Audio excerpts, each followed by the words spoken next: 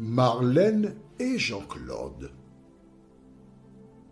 te présentent pour 2026 la série qui s'intitule « Voici, il vient ». Merci pour ta fidélité et que l'Éternel continue de t'éclairer tandis que tu découvres la vérité. C'est toujours avec un immense bonheur que nous nous retrouvons afin de découvrir ensemble ce que l'Éternel fait dans la vie d'une personne qui a la foi en Dieu. Rappelle-toi, nous avons vu précédemment cette femme qui a perdu son enfant et qui a dit à son époux, qui avait fait une question, que tout allait bien.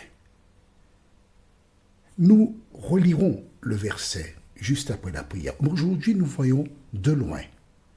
La référence est 2 Rois, chapitre 4, le verset 25.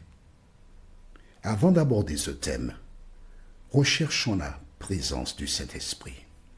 Notre Seigneur et notre Dieu, nous voici une fois de plus en ta présence pour te louer et te bénir, afin de découvrir à travers les Saintes Écritures comment par le passé des femmes et des hommes agissaient et comment tu répondais à leurs demandes. Saint-Esprit, merci de venir toi-même nous éclairer et que nous puissions saisir totalement la parole, nous t'en prions, au nom de Jésus et pour ta gloire éternelle. Amen. Rappelle-toi, cette femme, alors je suis obligé de faire un petit résumé pour les personnes qui découvrent que maintenant ce que nous lisons dans la parole. Une femme de condition convenable, voyant passer un homme, à travers le temps, elle découvrit que c'était un homme de Dieu. Elle invita donc cet homme à venir chez elle prendre un repas. Et dans le temps, elle est arrivée à la confirmation que c'est vraiment un homme de Dieu. Alors elle proposa à son époux, faisons une chambre et quand il passera, il pourra s'y reposer. L'homme accepta. Ils firent cette chambre et Élisée, qui est le nom du prophète en question, quelque chose, diront certains, mais le Saint-Esprit, en ce qui me concerne, l'incita à poser une question à cette femme. Que voudrais-tu que nous fassions pour toi? Est-ce que tu veux que je parle au roi? Donc il avait des entrées auprès du roi. Ou bien voir le chef des militaires? Mais la femme répondit, non, je n'ai besoin de rien, je suis au milieu de mon peuple, je suis bien. Mais Élisée n'est pas satisfait de cette réponse. Il dit à son serviteur Géasi, mais qu'est-ce qu'on peut faire pour elle? Et le serviteur de lui dire, mais elle n'a pas de fils, et son mari est vieux. En ce temps-là, un fils était indispensable parce qu'il prenait soin de sa mère jusqu'à sa mort. Et le mari étant âgé, forcément, il risquait de partir avant elle. Tout de suite, Élisée lui dit à Géasi, appelle-la. Et il lui dit, l'année prochaine, à pareille heure, tu auras un fils que tu embrasseras. Elle lui dit, ne me trompe pas, homme de Dieu, car pour elle, c'est chose impossible. Afin d'écouter une longue histoire, elle a eu un enfant, selon la parole d'Élisée, et l'enfant a grandi. Un jour, il était avec son père, il a dit, ma tête, à 2 reprises. L'homme, en entendant cela, réalisa qu'il était un peu dépassé. Alors il dit à un serviteur, ramène-le pour sa maman. Parce que les enfants malades là, les hommes, je parle pour moi, on n'est pas à l'aise. Ça, c'est l'affaire des femmes. Il faut reconnaître. Il faut dire la vérité. Il arrive près de la maman qui fait ce qu'elle peut, mais il décède. Elle demande à son époux de lui envoyer un âne et un serviteur parce qu'elle veut voir l'homme de Dieu. Alors nous allons lire à partir du verset 23. D'accord? Et il dit, pourquoi veux-tu aller aujourd'hui vers lui? Ce n'est ni nouvelle lune, ni sabbat. Elle répondit, tout va bien. L'enfant est mort, mais elle ne s'alarme pas, parce qu'elle a la conviction que cet enfant que Dieu a permis qu'il soit avec elle dans ce foyer a un projet. Dieu a un projet pour elle. Elle ne peut pas accepter la fatalité.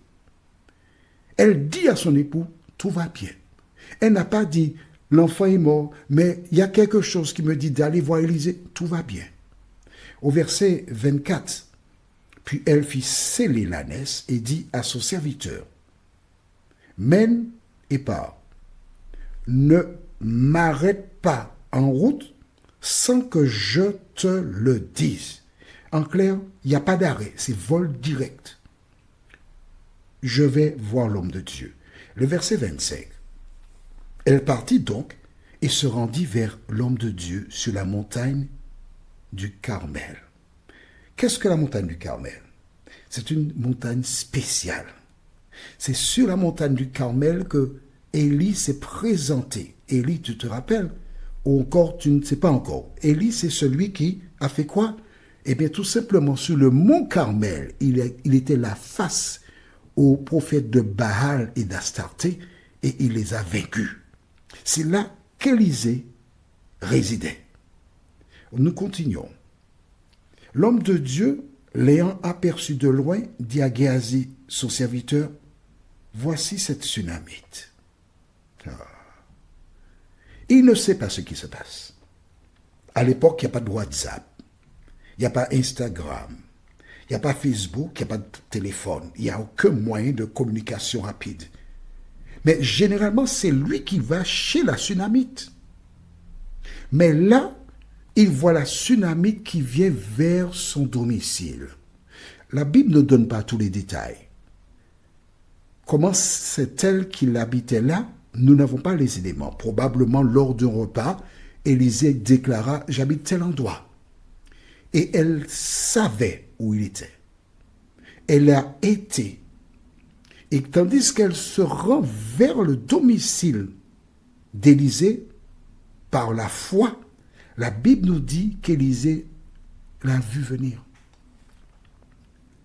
Attends, rappelle-toi, nous allons lire au même chapitre, verset 8. Même chapitre, verset 8. Un jour, Élisée passait par Sunem. Il y avait là une femme de distinction qui le pressa d'accepter à manger. D'accord?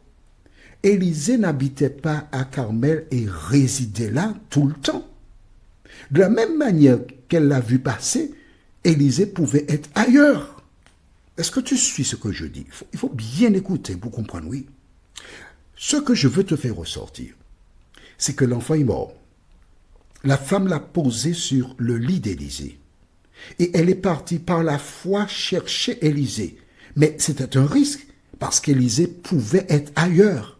Mais Dieu qui arrange toutes choses à merveille a permis qu'Élisée soit chez lui et qu'il puisse la voir arriver. Rien ne se fait par hasard dans le plan de Dieu. Le Dieu qui a permis qu'Élisée passe près du domicile de cette femme, c'est le même Dieu qui savait ce qui arriverait à l'enfant. Quel est le projet de Dieu? Nous découvrirons cela ensemble. En attendant, notre prochaine étude s'intitule « Bien ». La référence est 2 Rois 4, verset 26. Bien. Prions. Notre Seigneur et notre Dieu, merci pour la parole. Merci parce qu'à travers ce récit, nous voyons que vraiment, toute chose concourt au bien de ceux qui aiment Dieu. Seigneur, souvent il y a des choses qui nous dépassent, mais tu interviens toujours pour encourager tes enfants. Merci pour la parole. Merci de nous éclairer encore. Merci de nous diriger. Cet esprit, aide-nous à nous souvenir de cette expérience de foi, nous t'en prions, au nom de Jésus et pour ta gloire éternelle. Amen. Que l'Éternel continue de te bénir et il me tarde de te retrouver. Nous sommes parvenus au terme de notre réflexion. Si d'aventure tu as une question, il te suffit d'envoyer un message par le biais de WhatsApp au numéro suivant, plus 596 696 88 93 93.